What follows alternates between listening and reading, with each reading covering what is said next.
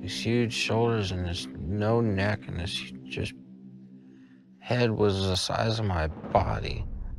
It's covered in twigs and wood. It smelled like just a corpse or something, just something decaying. It was horrible. It's not human.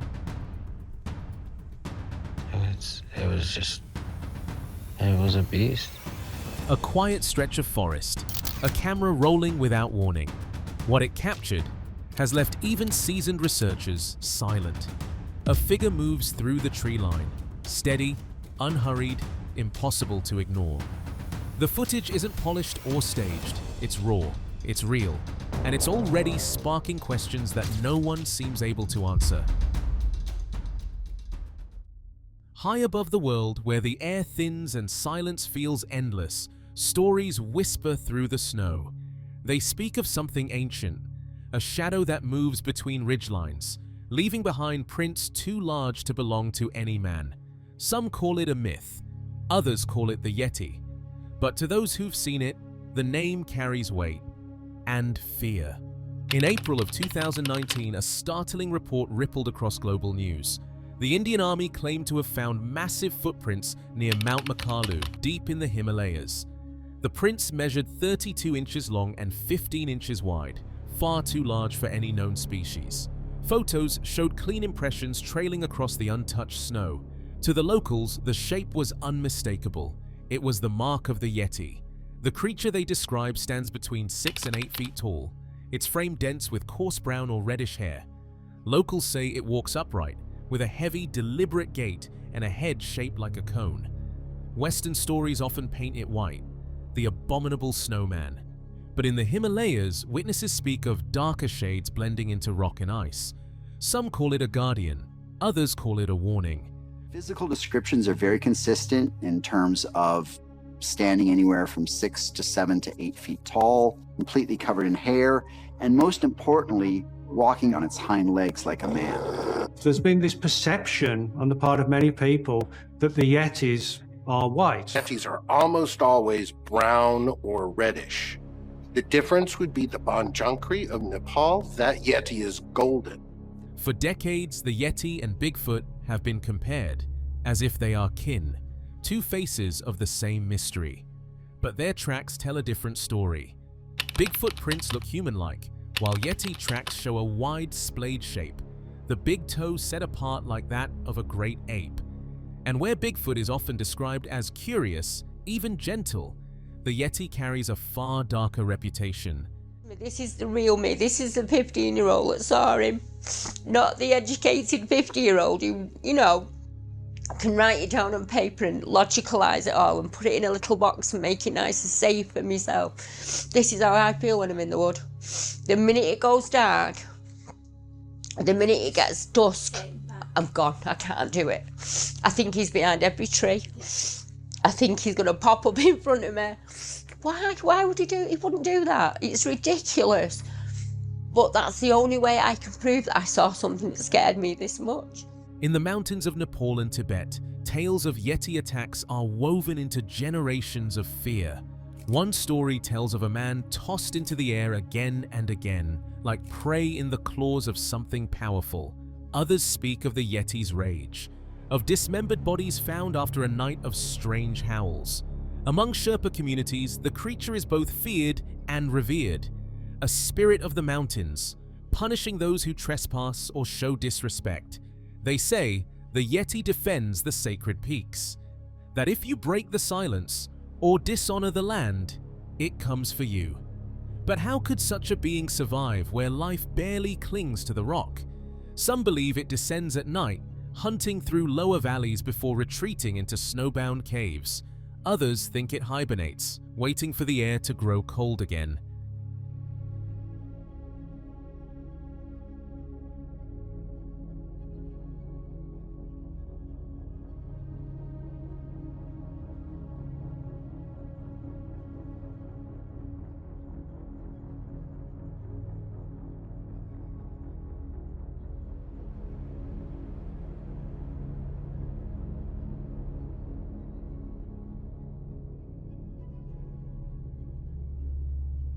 The story of the Yeti first reached the wider world in 1951, when mountaineer Eric Shipton photographed enormous tracks near Mount Everest. The prints, 5 clear toes, broad and square, sparked what became known as Yeti fever. Expeditions followed, cameras ready, but sightings remained elusive. Only whispers, shapes in the fog, and footprints fading under snow. Still, the Yeti endures, in stories, in photographs, and in the cold breath of those who've heard its cry echo through the peaks. Maybe it's a myth, maybe not, but in the Himalayas, where silence itself feels alive, some truths are meant to remain hidden. Footage courtesy Jeff Hoffman. The island sits beneath a ceiling of grey clouds. Mist drifts through the pines, thick and slow. Locals say the forest here remembers everything, each footstep, each whisper that cuts through the stillness. In the summer of 2019, Jeff Hoffman arrived on Vancouver Island with a camera and one quiet question: are the stories true? Fishermen spoke of movement along the timberline, shadows that never followed a pattern. Loggers mentioned a smell, sweet, heavy, and strange, that came before dusk. Others refused to speak at all. By day, Jeff hiked through riverbeds and abandoned cut blocks where moss covered everything. By night, the forest changed. Distant knocks echoed through the dark. A low sound carried through the trees, once, then again. Something was near, but never seen. Annual precipitation. That pretty much encompasses all of the habitat that we find credible Sasquatch reports. British Columbia has that nature of habitat, moist, wet forests. In fact, the west coast of British Columbia and even inland at the Continental Divide boast some of the largest temperate rainforests on the continent. It began in the Namint Valley, a place damp and silent even under daylight. There, Jeff found a series of prints pressed deep into the mud, 17 inches from heel to toe, with a stride no man could manage. Beside them, small saplings were bent and broken in the same direction, almost forming a path. Locals told him about eyes that shone amber, not red, like the glow of an old firelight. One logger described a figure stepping from the fog and stopping halfway across a road. It just stood there, he said, too tall, too still. That same week, Jeff's camera caught movement, a dark outline slipping between trees. For a heartbeat, it paused, broad shoulders, long arms, then it vanished back into the trees. Watch yourself. He kept going deeper, carrying sound recorders this time. On a cold night near the valley, a long rising howl echoed through the ridge. It wasn't a coyote, it wasn't a bear. The sound rolled low, shaking through the forest floor. When Jeff played it back, he heard another noise beneath it, a short, heavy grunt as if something had answered. Later, he found new tracks along a shallow river. For our viewers, Professor of Anthropology at Washington State University, author on this subject. Tell our viewers, what has convinced you that yes, there is a Bigfoot?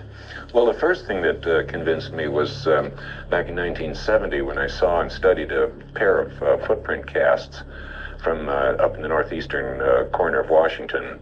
And this is one we refer to now as cripple foot. The right foot was badly crippled, and I tried to reconstruct the likely bone structure. This time, there were smaller ones beside them, lighter, close to the edge.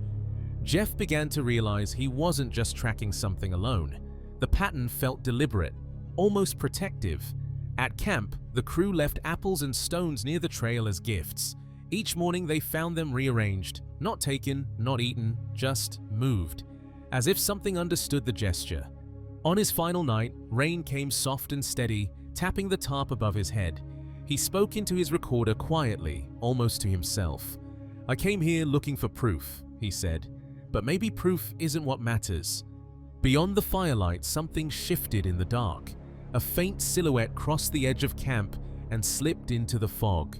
He never called it a discovery, only that Vancouver Island holds a mystery, something older than any trail, older than any name we've given it.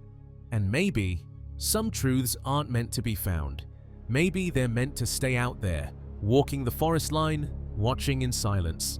What do you think still moves in the midst of Vancouver Island? Footage courtesy. Flash of beauty. Bigfoot revealed. Tom Cantrell is no stranger to the unknown.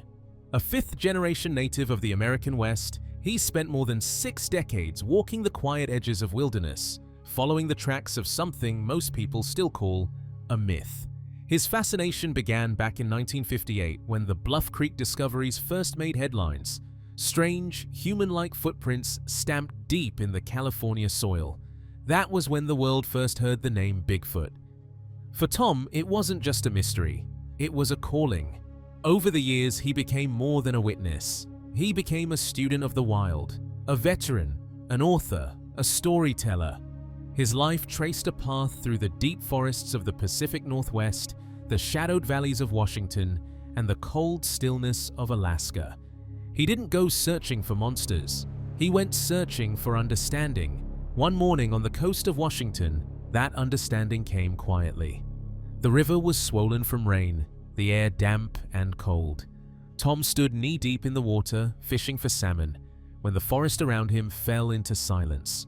No birds, no sound, just the slow churn of current and the echo of his own breath.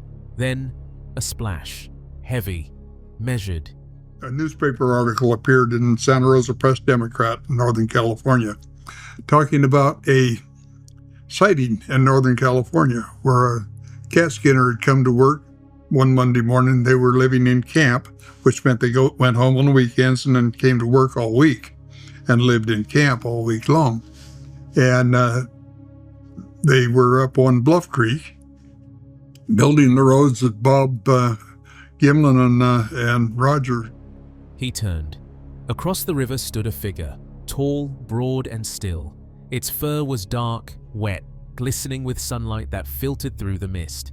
It reached into the stream with slow, deliberate motion, pulling a salmon from the water as easily as a man might lift a stone. Then another.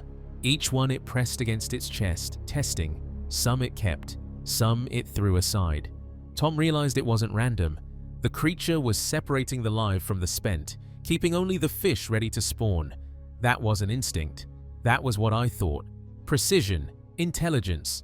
For nearly an hour, he stood frozen, watching it move with quiet authority, calm, unhurried, utterly at home.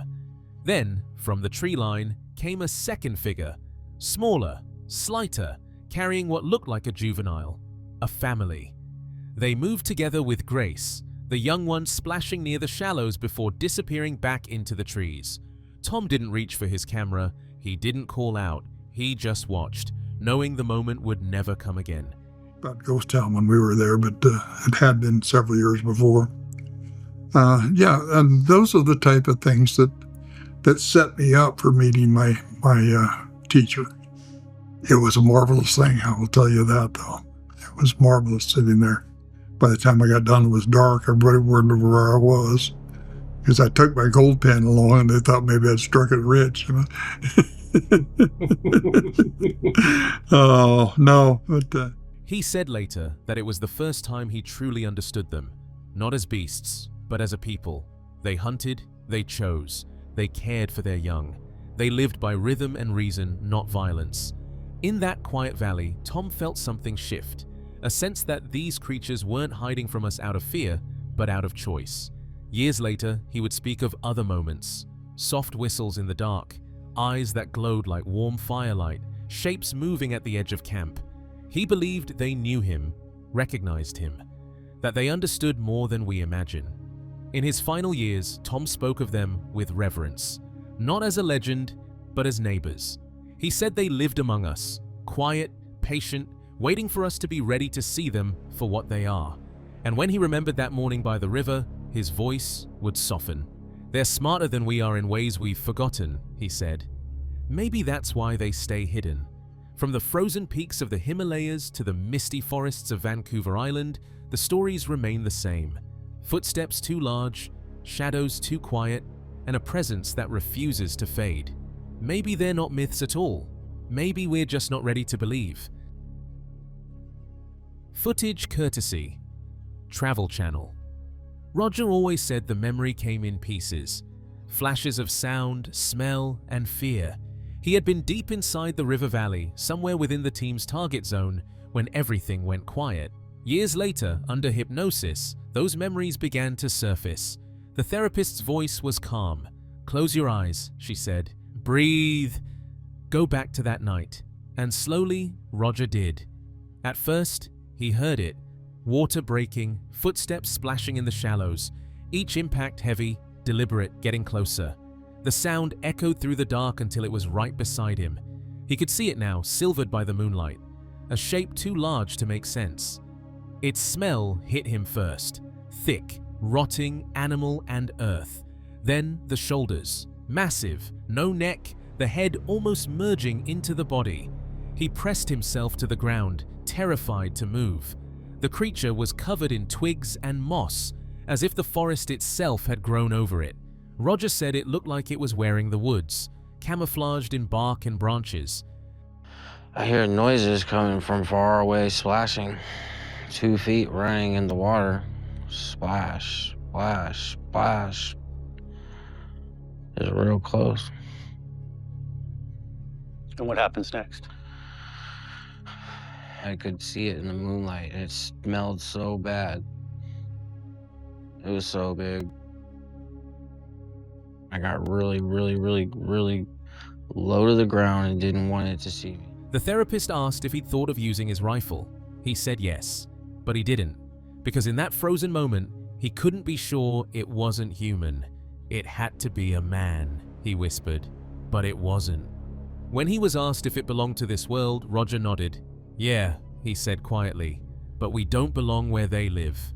That single line stayed with the team. Later, Mireya and Ronnie searched the same river where Roger had been. They believed the creatures might still move through those corridors, the quiet, remote stretches of water that carried fish and fog. As they split up that night, the forest pressed close. Mireya heard it first, a faint whistle, distant and low, then another. Ronnie's voice came through the radio, steady but uncertain. "I'm along the game trail," he said, thinking about making a call. He let out a deep whoop across the valley. The sound rolled over the river and disappeared into the dark. Silence followed. The fact that he described this creature covered in sticks and fur, and maybe these creatures are camouflaging themselves, using parts of their environment. Ronnie and Mireya are 300 yards from one another, staking out an area where they believe they may have witnessed Bigfoot activity over the past 48 hours. But there was some strange whistling on one end and the other. Hey, Mireya, it's Ronnie, can you hear me? Then, Mireya's voice cut in again, her breathing sharper. "Ronnie, I'm turning on the thermostat. I heard something across the water." The forest fell still. Through the lens, a shape flickered to life, a heat signature at the water's edge. Massive, upright, motionless. "It's growing," she whispered. "It's reflecting off the water." Ronnie tried to reach her, but her radio stayed quiet. The shape remained, glowing white against the black landscape, its edges fading in and out like it was merging with the trees. Then, nothing. When Mireya replayed the footage later, one question stayed with her. Could Roger have been right? Could these creatures be masking themselves, using bark, moss, and leaves like natural camouflage, hiding in plain sight, the same way a hunter wears the land? If so, it explains a lot. The vanishing shapes, the moments between seeing and not seeing. The silence that falls just before they appear. And maybe it means they're not just hiding from us, they're watching. Case 5. Footage courtesy Squatch Watchers. In the quiet hills of western North Carolina, stories of Bigfoot have drifted through generations like wind through pine. But one story still clings to the land. The Lyle family encounter, a moment that changed how they saw the woods behind their home. It started as an ordinary afternoon. The grandmother sat on the back patio with her daughter and young granddaughter while the two boys fished at the pond below. The day was still, the air heavy and calm, when a yell broke through the trees. It was long and deep, nothing like any animal they knew. It rose from the forest and carried across the pond, powerful, mournful, human and not human at once. The boys dropped their fishing rods and ran up the hill shouting, "Did you hear that?" Their faces were pale. Whatever it was, it came from the far side of the water. None of them wanted to go back down. You can tell them what you heard? Yeah, it sounded just like something either knocked or broke back down here behind us. I don't know how to take it back. It's almost like you hit a rock on a tree. Yeah. Like if you throw one and it hits and bounces back. We've got that. And the hillside where I was telling y'all that we get a lot of, maybe like it's being watched and all. 2 days later, curiosity drew them again to the woods. They followed a narrow trail along the creek, one of the boys knocking 3 times on a tree with a heavy branch. For a moment, only silence. Then from deep below, an answer. 3 sharp knocks, slow and deliberate. The sound echoed through the valley, as if something large had been waiting. The grandmother's instincts took over. She gathered the children and hurried back toward the house, forcing through briars and thorns, clutching the little one close.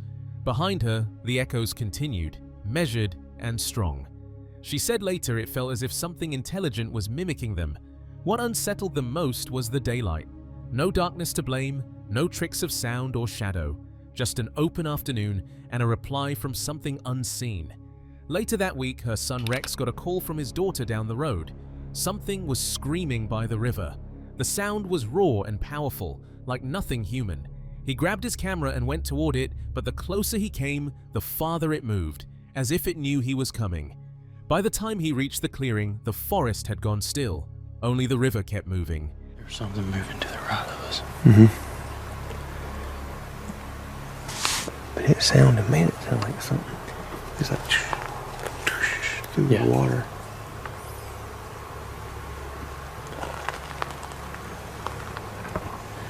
On this property, we've had many times of knocks backs and yells back, and this week has just been a hot spot on this property. We had to get out here to do this. Days later, the Squatch Watchers team arrived to investigate. They traced the same trails, stopping at a ridge that overlooked the property. It felt like a natural vantage point, a place something might be used to watch unseen. As night settled, they tried wood knocks and soft whoops. The woods held its breath, then answered. A knock in return. A faint, distant whoop. Then another. The sound was deep, deliberate, too heavy to be changed. They found new stick formations near the creek, branches bent and woven between trees. It looked arranged, not natural, as if marking territory. Then, from the darkness, the steady splash of footsteps crossed shallow water. The team froze. The air thickened, silent, waiting. Whatever lived in those woods wasn't hiding.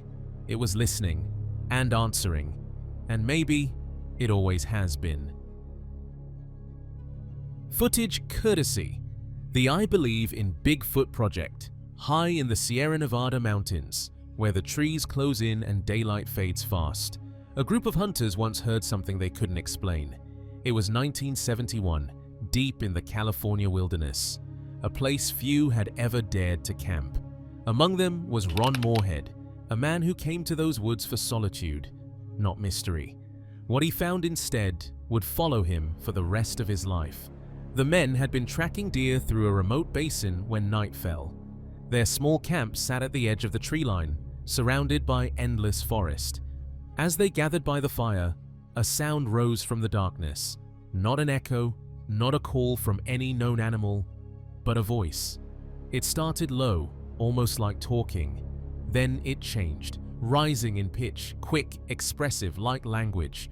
The men froze. Whatever it was close. The sounds came again, louder this time, moving along the ridge above them. Ron reached for his recorder, pressing the button as the strange voices echoed through the timber. It wasn't until 1971 when they came out with this story of how something huge was making these rowdy sounds, and it wasn't a bear. In 1971, Bill McDowell and the Johnson brothers were a little late getting home. This worried their wives, who had heard the stories. They heard that there was some kind of monster up there. They were also told not to talk about it. But Sharon... No one slept that night.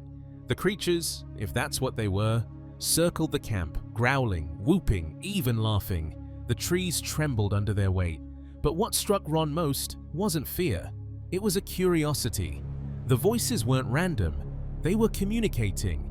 For months, the hunters returned, bringing new recorders and fresh supplies. Each time, the beings came back. The sounds, now known as the Sierra Sounds, became the most famous audio evidence of Sasquatch in existence. When analyzed decades later by a retired Navy cryptolinguist, the conclusion was unsettling. The vocal range exceeded that of any human throat. The speech patterns carried structure, grammar, rhythm, intent. Ron described them as giants of the forest, not monsters, not animals, but something in between. He said they moved with purpose, often curious but cautious, as though watching without wishing to harm. Over time, he learned their patterns, the heavy steps just beyond sight, the mimicry of human voices, the strange chatter that grew louder when they realized the men were listening. That night, Ron got a glimpse. It was 1974. We've been dealing with these things every year since 1971. And when Bill and I, my good friend Bill, he and I were the packers with the mules and the supplies that took into this camp. We'd say miles in the wilderness. So he and I had taken supplies in to replenish the camp. And we found a track on the trail going in, which 1974, now this is 3 years after it started with us. The recordings have never been debunked. Some call them the greatest mystery in cryptozoology. Others dismiss them as hoaxes.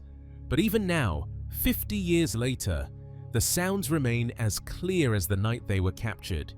Voices rising and falling in an unknown tongue, drifting through the forest like echoes from another world. Ron still visits those mountains.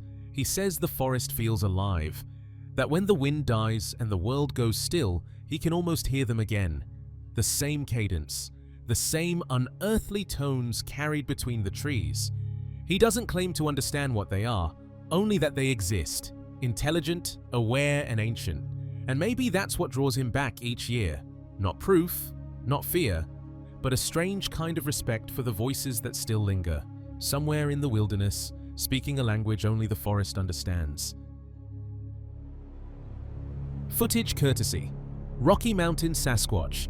They called it Sasquatch Canyon, a hidden valley deep within the Yellowstone backcountry, where the cold air clings to the trees and the mountains close in tight. For years, locals whispered about strange sounds echoing through the canyon walls. Whoops, knocks, and voices carried on the wind. But few ever went looking. Until now. The team arrived at dusk, the temperature already dropping, breath hanging like fog. This would be their base camp, the starting point into the canyon they believe Bigfoot called home. Beside them, the Bear Wallow Trail wound upward through thick timber, leading toward caves that locals avoided after dark. They moved carefully, studying the ground. Snow covered most of the old tracks, but along the frozen creek they found signs. Heavy branches snapped 7 feet high, new rock stacks beside old ones, and the faint impression of large, flat footprints pressed into the snow. Brody and Jenny built this, and on our way back we noticed right away that something had made a rock stack right next to ours, like 10 feet away. Ooh, this is slippery. I'm on ice. As soon as we saw that, we started looking for footprints, and we found a trackway. And we even casted one of it. Come from up there is where Brody backtracked it. Days earlier, they had built a single rock stack to mark their path. When they returned, another stood beside it. Rough, uneven, freshly made. Whatever had done it had come and gone within hours. They left a handful of almonds near the site, not as bait, but as a quiet offering, and mounted a game camera overlooking the clearing. It was always a gamble, like playing chess with something that understood their every move. Cameras rarely caught much. It was as if the watchers knew where the lenses were pointed. That night, the team followed the creek deeper into the canyon. The moon was half full, and the infrared lens painted the forest in shades of silver and black. Somewhere above them, rock clacks echoed from ridge to ridge, sharp, deliberate, answering one another. Then silence. Then again, 2 distant knocks. They stood still, listening. The forest around them felt alive, not just with movement, but awareness, a presence. I want to see where these tracks go. You know, this is a pretty good stride. I'm following the stride and I'm having to stretch out. It's quite a stretch for me to keep up with this bipedal creature.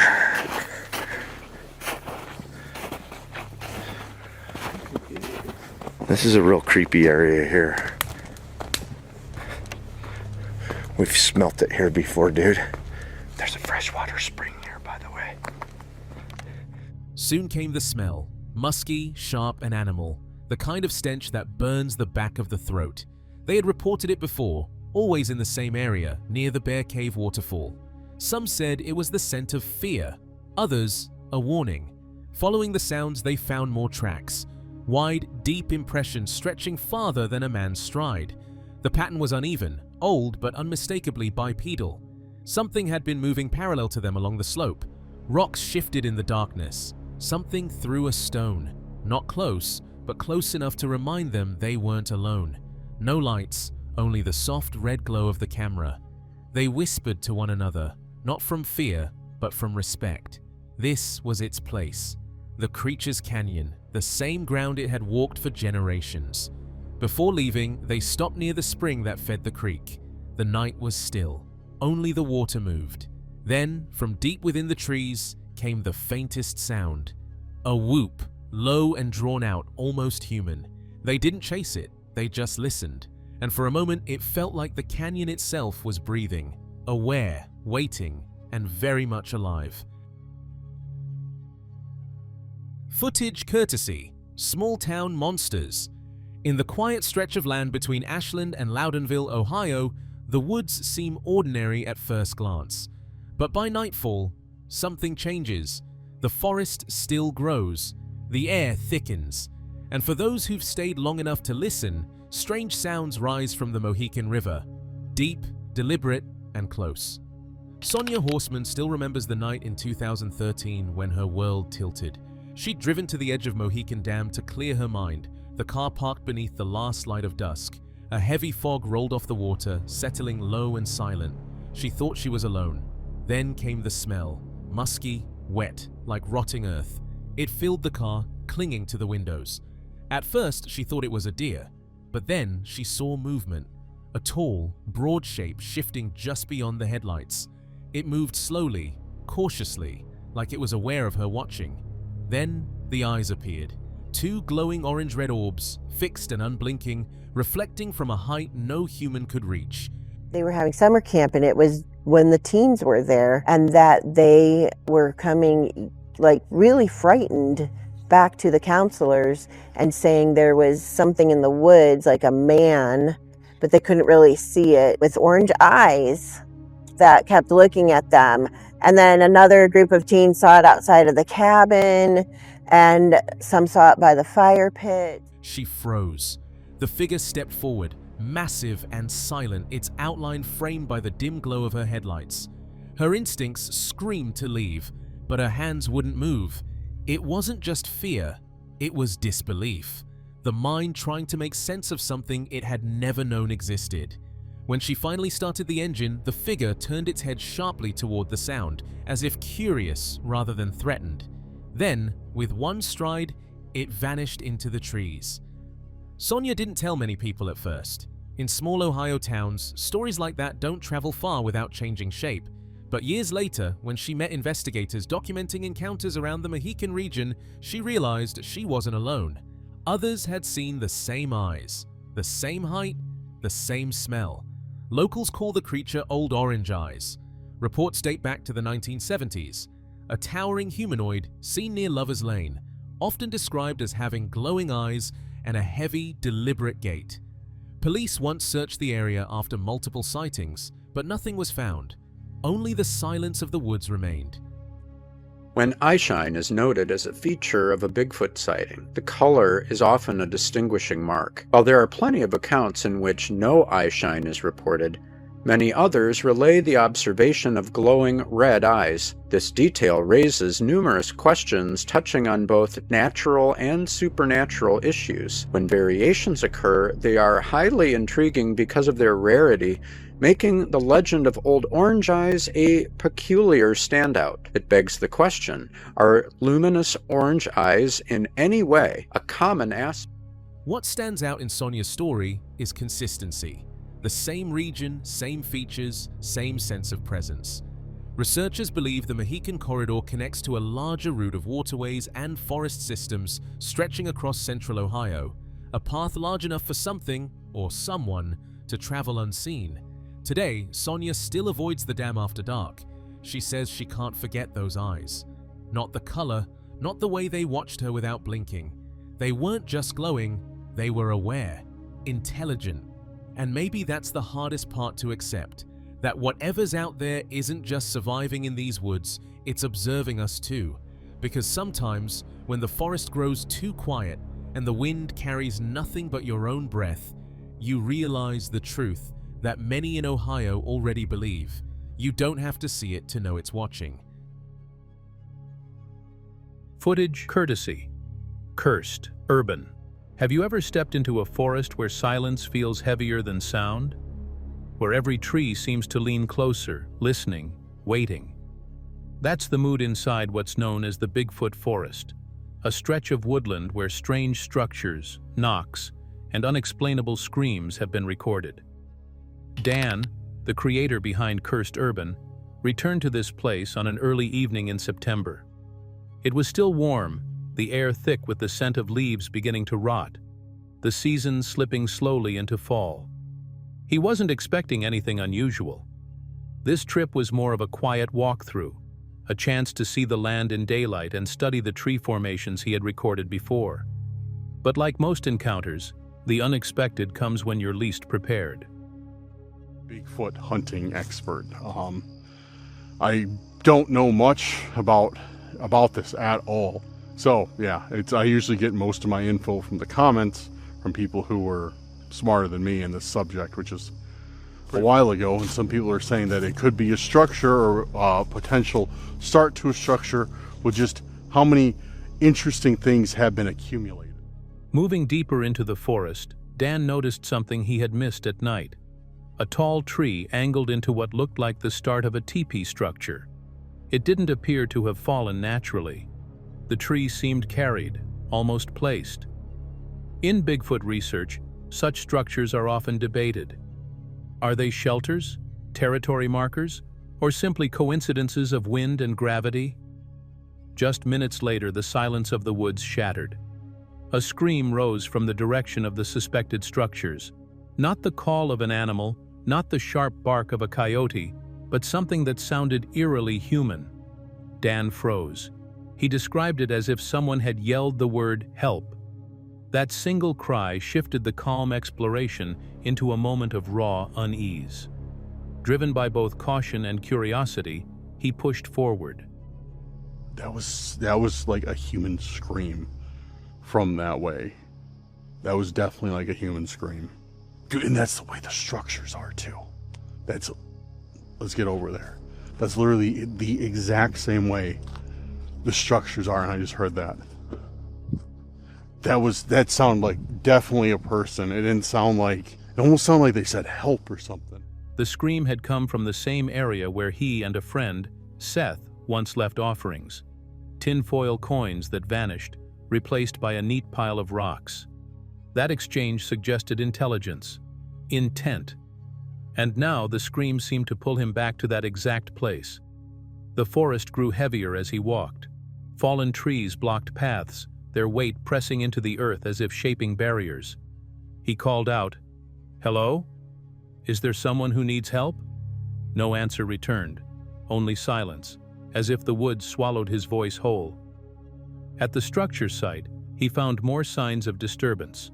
Bent metal fence pieces twisted with unnatural force. He tested the strength of the steel. It wasn't the kind of bend an average person could make by hand. Dan then tried a classic Bigfoot method, tree knocking. The crack of wood against wood echoed through the valley, and soon From the direction of the river came a reply, a knock, distant but deliberate. Yeah, I saw these trees leaning over here, and that's kind of what I was really interested in. So what was going on here are creaking and whining under this wind. It sounded like a knock, but I'm not completely sure.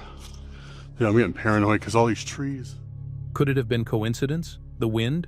Another hiker? Or was something truly answering back? Moments later, an overwhelming stench of rot drifted across the trail, thick, sour, and then gone as quickly as it came.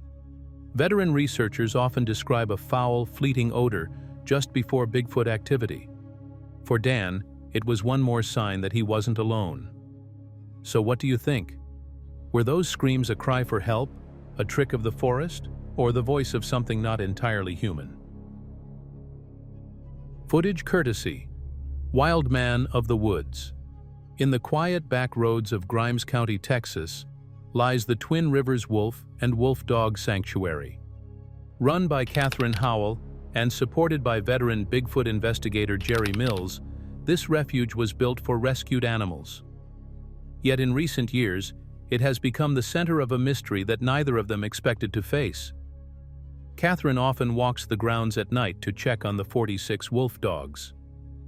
One spring, heavy floods left the soil thick with mud. While feeding the dogs one evening, she heard a scream so loud it shook the air. It echoed like a movie monster, sending every animal on the property into silence. Even the hungriest dogs froze and stared into the trees. And I heard something scream so loud that it like echoed and literally vibrated the air. And it, to me, I mean, it sounded demonic, but it kind of sounded like King Kong in the movie. And the dogs just instantly all stopped moving. They get really excited, you know, when it's time to get food, to be fed, and they all stopped and just stared back into the woods. Over time, stranger things appeared.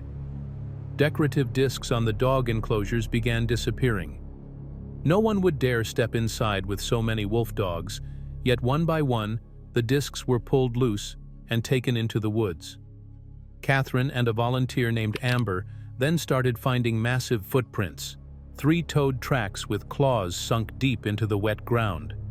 She sent photos to Jerry Mills, who had documented Sasquatch sightings across the South. His response was blunt. "That's Bigfoot territory." Soon, the evidence piled up. A resident volunteer reported her camper shaking at night. At first, she blamed horses roaming nearby, but rain left perfect prints at dawn. Long, tapered tracks, unlike anything she had seen.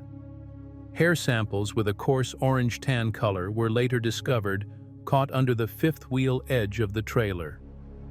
Jerry recognized the shape of the tracks from other regions: Falk, Arkansas, the setting of the legend of Boggy Creek, and Louisiana's Honey Island swamp monster. The same style of foot, the same long claws. And their feet are shaped different. And these tracks match exactly the same ones out of Falk, Arkansas. And the movie that had the legend of Boggy Creek, what's the Boggy Creek monster, and the other track that was just exactly the same was picked up in Honey Island Swamp. They call it the Honey Island Swamp monster. And these guys had feet like that. So, you know, a squatch is a squatch regardless of what his feet, you know, so. Then came the voices. Catherine and Amber stood outside one night when they heard two calls echoing back and forth from opposite ends of the woods. A week earlier, Catherine had heard what sounded like an animal being killed. Low waves of sound that vibrated through the trees. As the calls rose, the wolf dogs began a low, mournful howl, as if answering whatever was out there. Heavy cinder blocks Catherine had set at a gate to block a dog's escape were later moved aside overnight. More prints appeared, always in places no person should have been. Yet for all the strangeness, the woods never felt openly hostile. Catherine says she has lived there for years and never felt afraid. She simply wishes she could see what leaves the tracks. For Jerry and Catherine, the sanctuary has become more than a refuge. It is now a front row seat to something unknown moving through the Texas night, a story still being written in footprints, howls, and hair left behind. Footage courtesy Hellbent Holler. Hellbent Holler is a two-person team dedicated to searching for Sasquatch and other unexplained phenomena across the southern Appalachians. Joe has spent 2 decades tracking Bigfoot in the American South, while Jesse Lee brings years of experience in paranormal research. Together, they combine traditional fieldwork with a tech-driven approach, taking recorders, thermal cameras, and drop mics into some of the most remote regions of Appalachia. One spring, they returned to a closed-down logging road deep in the mountains. A few weeks earlier, they had spent the night here, leaving recorders along the trail. On playback, they captured something chilling. Slow, deliberate footsteps, moving toward the microphone before fading away. This time they came back in daylight, determined to see if the activity would repeat. We heard some interesting stuff, right? Sounded like very heavy, slow, deliberate footsteps. Kind of see if anything's changed since the last time we were here. And we're gonna see if there's any new footprints, any more like foot traffic through here, and just observe and see what's happened through here since the last time we checked it out. The woods were strangely quiet. No bird song, no insect hum, just stillness. As Joe noted, the place felt dead, even under bright skies. The team set down another recorder in the same spot as before, ready to test the area again. Soon after, they found signs of disturbance in the moss. Small circular impressions dotted the ground, alongside patches where the forest floor had been pressed flat, as if something heavy had moved through. Then came something unmistakable. You see Yeah. the moss has been pushed up. Because it looks like this moss, that is the roots of the moss. Looks like the moss was here. Yep, that's exactly how it was. And then it's been flipped up. So it's not necessarily a step, but See if you feel any impressions in the dirt. Anything? I got one circular here and here.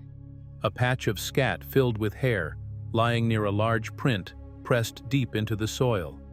The track showed clear toe impressions and measured about 11.5 inches, similar to medium-sized prints they had found during earlier visits. Jesse compared it to others they had recorded, small ones under a foot long, mid-sized tracks in the 12-inch range, and massive impressions stretching over 17 inches. The deeper they went, the clearer the evidence became. Fresh depressions marked the moss, showing travel corridors along the abandoned road. Soon, Joe spotted what he called plain as day, a perfect print with toes, a mid-foot break, and a solid heel impression. Tape measurement confirmed it, 11.5 inches, medium-sized, crisp in detail. The two realized they had now confirmed at least 2 sizes in the area. Yeah, All right, get the tape measure. you got that. That's right, I got it. Hold on. Jesus. Yeah. There's a big boy.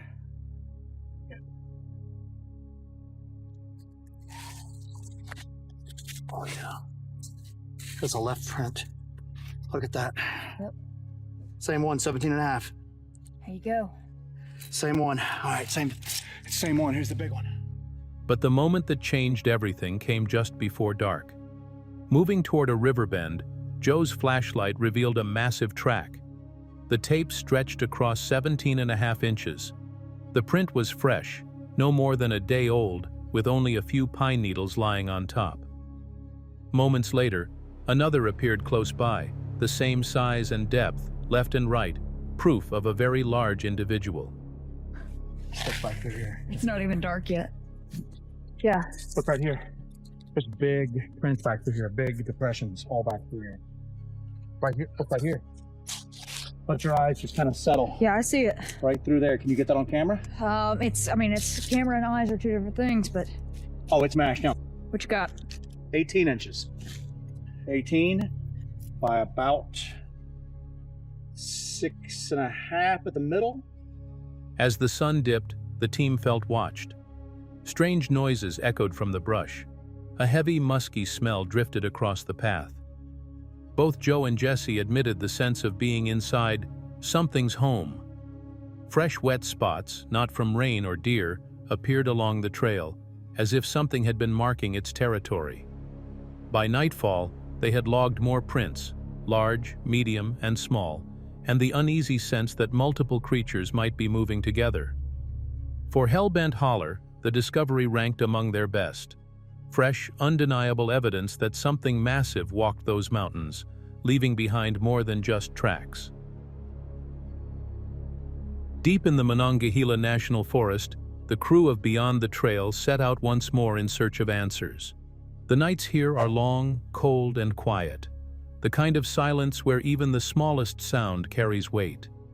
But what they captured on this trip would leave them questioning what exactly shares these woods with them. Kind of catch it up here, but nothing came through that I've found so far. Review the video at faster replay speeds. So like right there is 32x. Helps us move through video much faster. And if something were to come through, you would see the heat. At first, it was only the wilderness speaking. Wind, rain, even snowfall on the final morning near Spruce Knob. The team hiked through cliff ridges and stone formations, the vast forest stretching endlessly on both sides. Nothing unusual, just the challenge of weather and the beauty of West Virginia's backcountry. Views on that side. We were up on the ridge, which means we're going to continue on, find some of these awesome rock formations. A little breezier up here than shielded by the backside of the hill there, but feeling great, feeling good, especially after that cold morning, waking up in the snowfall. This is But as evening came, their work began in earnest. They linked up with researcher Charles Kimbrough and set a thermal unit high on a ridge, scanning the laurel thickets below. It was a smart setup, a mobile recording station capable of running all night. Yet while the thermal remained quiet, the audio recorders told another story. Around 4 in the morning, a sharp sound cut through the silence.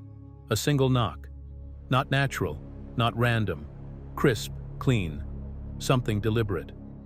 "That's a definite pop," one of the team remarked as they replayed the file. Another compared it to a wood strike. However described, the sound carried intention. It's around 4 a.m., 4:20, somewhere around that area. That's interesting. But I can cut and give you the audio. Yeah, that'd be great, because I mean, I just listened to it myself, and yeah, you can hear it. You could hear it too, right? Yeah. It's fantastic sound, honestly. Yeah, I can play it through the speakers. Yeah, let's see if it might work.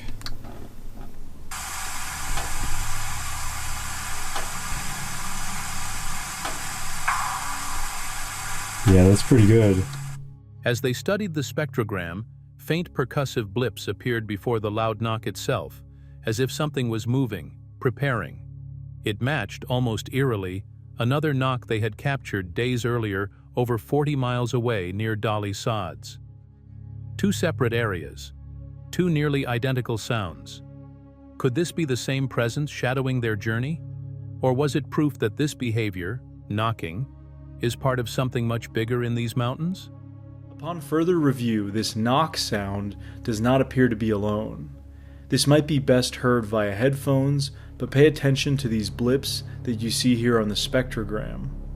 There appear to be some kind of percussives or other sounds prior to the loud, very clearly audible knock.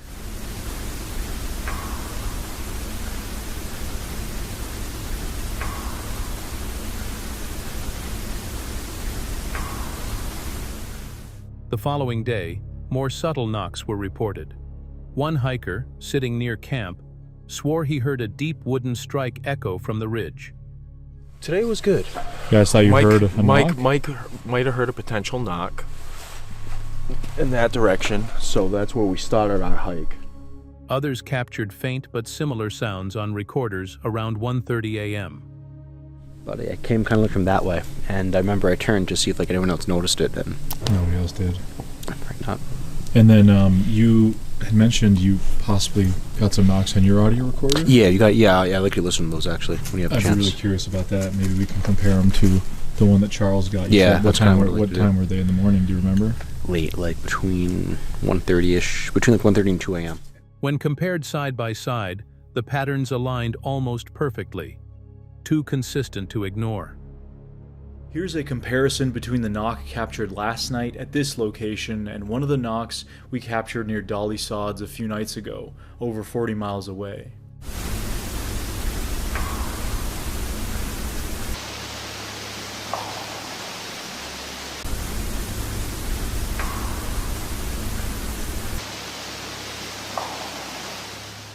By nightfall, the group split into teams, moving in opposite directions from camp.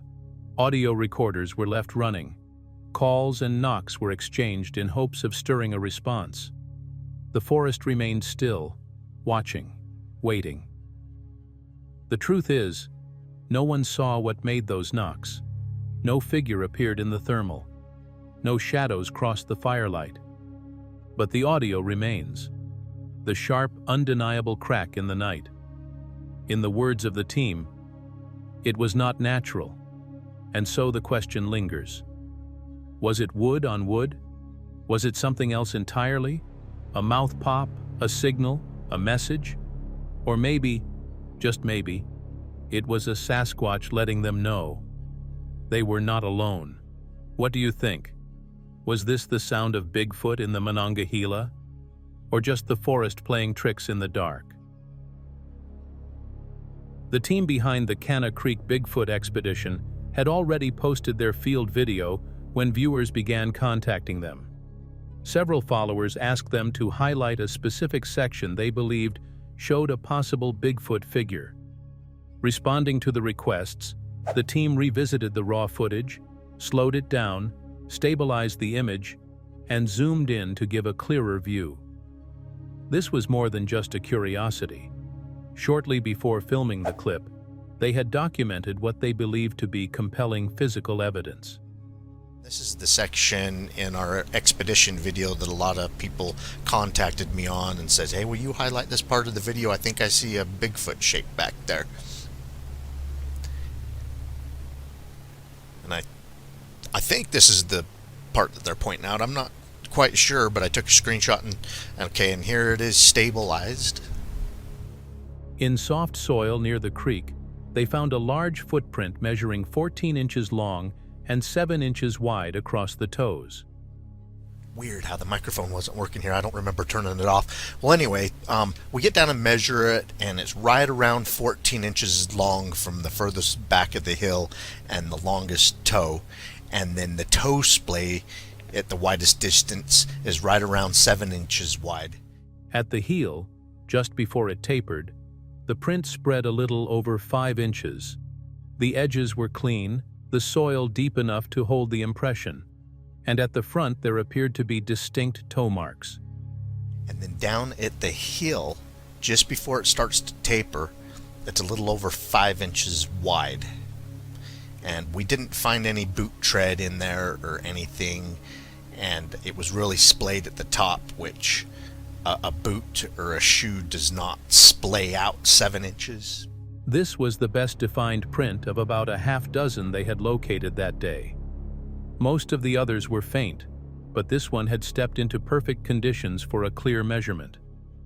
Actually, a human footprint is 4 inches wide, and with shoes and boots on, it's about 4.5 inches wide. So 7 inches wide up at the toes, and they did have indentations that looked like toes. Not saying it was Bigfoot. It's just Bigfoot shaped. It's deep. It's wide. And it's 2 inches longer than my boot track. Near the footprint, they discovered more intriguing finds. A primitive-looking tool lay close to the prints, along with what appeared to be a basic structure. It was impossible to tell whether the object had been shaped or simply eroded by nature, but the proximity to the tracks raised questions. The team speculated aloud. Could a Bigfoot use such a tool for fishing, catching snakes, Or digging? Or was it simply left behind by a person who had passed through long ago? Here's the primitive tool that we found right near the footprints that were going down to the river. And we were trying to figure out what they might use this for, if it's actually, you know, a Bigfoot tool. I mean, are they catching fish with it? Lizards, snakes, mice, squirrels? I don't know. Your guess is as good as mine. I don't know. Maybe a person made it and left it here, but we did find Bigfoot tracks nearby. Okay, we're getting to the section that I wanted to highlight. The video segment that drew so much attention began as the camera zoomed past one of the team members, Jenny, who was hiking ahead near the area where prints had been found. Beyond her, in a patch of shadow, the shape of something dark and upright appeared for a brief moment. Viewers believed it resembled a Bigfoot, broad, humanoid, slightly hunched. In the stabilized half-speed version, what could be the head seemed to jerk slightly to one side before vanishing behind the trees. Although I'm looking for the clear open footage of Bigfoot and looking for evidence along the way, this is something I normally probably wouldn't make a big deal out of, but viewers that participate and help us get out there, they're asking for this, and so I decided to stabilize it and all of that so you could get a better look at it. I hope you guys enjoy our Bigfoot sightings, researching Bigfoot sighting hotspots across the Rocky Mountains and the Pacific Northwest. Back at the print site, the team remeasured the impression. Again, it came out at 14 inches long, 7 at the toes, 5 at the heel. There were no visible boot treads or shoe patterns. Human feet, even in boots, rarely splay beyond 4.5 inches at their widest. This print spread 7 inches. Though the footage is not clear proof, the team presented it for transparency. Viewers asked for this, they explained. So we slowed, stabilized, and highlighted it. Canna Creek remains one of their active hotspots in the Rocky Mountains, a place where vocalizations, structures, and tracks continue to be reported. For now, the stabilized clip adds one more puzzle piece to the mystery walking along the creek. The clip now circulates, frame by frame, analyzed, questioned, replayed. Yet beneath the noise, the moment itself remains unchanged. A shadow cutting through daylight, a figure too close to dismiss. No explanation fits neatly, no voice can quite settle it, so the forest keeps its secret, and the footage waits for those willing to look closer.